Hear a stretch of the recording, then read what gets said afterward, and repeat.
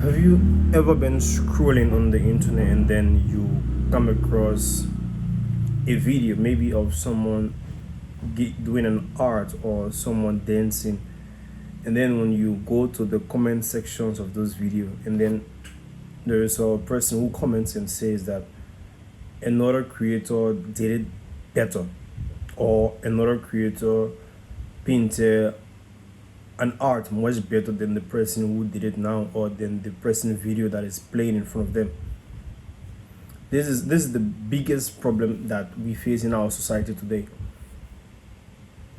Comparison kills creativity. Now, what is our creativity? Creativity is an act of expressing. You have to express an idea. And then what happens? What does comparison does? Comparison compare one's expression to another expression.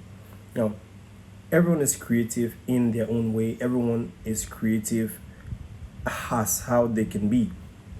So when we start to compare, what we usually do is that we forget about ourselves and we focus on what is out there. One is you as an individual. Why are you not creative? Why are you not creative is the biggest question that we can be able to ask ourselves in today's society, in this generation. You see, the major issue is that it's not that we lack talent. Everyone is talented in their own way.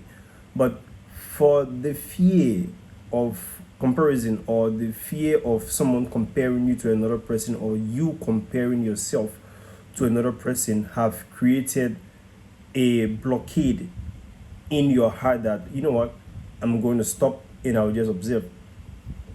Typical example is scrolling. There are a lot of people with higher potential that can do better edits, better videographic. But one of the major reasons that they have stopped doing these things is because whenever they see another creator that is better than them, they compare their art to those persons. And that is the biggest problem that we face today. Now, the best way to get back to yourself, get back to your creativity, get back to who you are, and stop following people or stop comparing yourself to other people is to remember that your day one cannot be somebody day 100. Maybe the creator you are comparing your work with, the creator you are comparing your arts with, have been consistent for 100 days, and you as an individual, you started yesterday, and out of sudden, the work you did yesterday, you are now comparing that work to the work that someone did, and they had thousands of views of, or thousands of likes, or thousands of reposts, and then you are comparing. So like social media have created this idea that you are not creative if you don't have a lot of likes, if you don't have a lot of followers, if you don't have a lot of people commenting on your art. You're not creative, you are not doing well, your videos are not doing well, or the arts you are showing on the media is not doing well. And that has become the problem, that people have looked at 200 likes and say it's nothing. Imagine 200 people admiring your art or admiring your creativity or whatever you do. 200 people like it, they admire it, they reconcile with it. That is a lot of humans. But instead of that, we look at the person with 3K likes or 24K likes, we follow them, and then we compare them. It's like, why am I not the one getting that likes? Why am I the one not getting all of that? Because you are comparing. Now you start to lose your motivation, you start to lose your consistencies to get creative. Now, instead of thinking of your own idea, thinking of what you can do better, you might go to that person's platform, take their video, or take their art, or take their music, or take their dance, and you try to recreate their dance. That when it becomes what you are trying, you forget yourself. Now you start looking at their art to create yours, and your work lost texture. There is no texture in your work. Now people can just look at this work and tell that it's somebody else's work. You use someone's work as your reference, because creativity should come from your imagination. You can use other people's work to be creative with, but you have to show an expression that you did something different. Not because this person took point A and then they got 500 likes or 1,000 likes or millions of views, and then you decide to make the exact copy of that. and then you post it back to the internet as well, or you publish it, or you do whatever you want to do with it. And if you don't get the same response, lack of confidence and self-respect goes away, because now you are forgetting yourself. You are forgetting how creative you can be when you take your time and look at an empty canvas. That is one thing that always people tell you, is that look at an empty canvas and express yourself.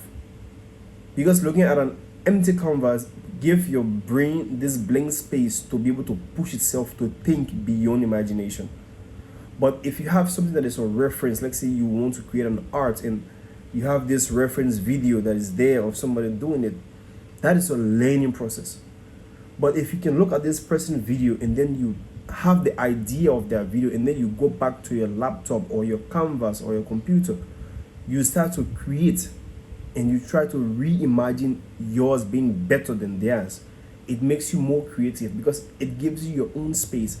Social media have taken away the creative space from most people because they feel that if you don't have this reward, it's like a dopamine, the dopamine of reward, the likes. Like if you don't have this amount of likes, if you don't have this amount of followers, you are not there, you don't belong in that space. And the problem with you is that you want to belong in that space so much. You want to have this amount of people like your videos, you want to have this amount of people buy into what you're doing.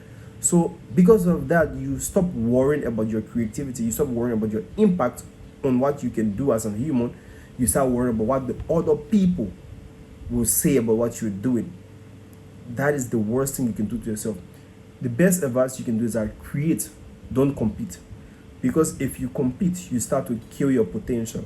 For example, have you ever been in school or in the classroom where in that class you are one of the best student in the class, and then suddenly a new student arrived in the class and then they gave a math exam? Everyone expects you to score the highest because you have always done your best, you have always scored the highest in that class. But when this new student arrives, he or she is more profound than you, they are better than you. So that person scored 95 and you score 90. What happens to your brain? Your brain gets this eagerness that I need to do better. Like you get this eagerness that you need to do better. So I want you to take this same concept and apply it to yourself, that instead of using the pressure that the society put on you or the pressure that you are put on yourself, use yourself as an example to be better. Create more. You studied more to pass to get better grades. So you create more. The competition is not with you and the next person. The competition is with you and yourself, because when you focus on the next person, you are going to forget about who you are and you are going to kill your potential. And I will leave you with this thing that I say, that comparison will make you to consume. You will consume a lot, but creativity will make you to contribute. And remember, this entire world, we have enough consumer. So the best thing you can do is be a creator, be a distributor, distribute to people, let people consume your work. Don't be a full-time consumer. Thank you. I hope this video means a lot to you. Like, subscribe, and follow my page. And thank you for watching, and see you next time in my next video.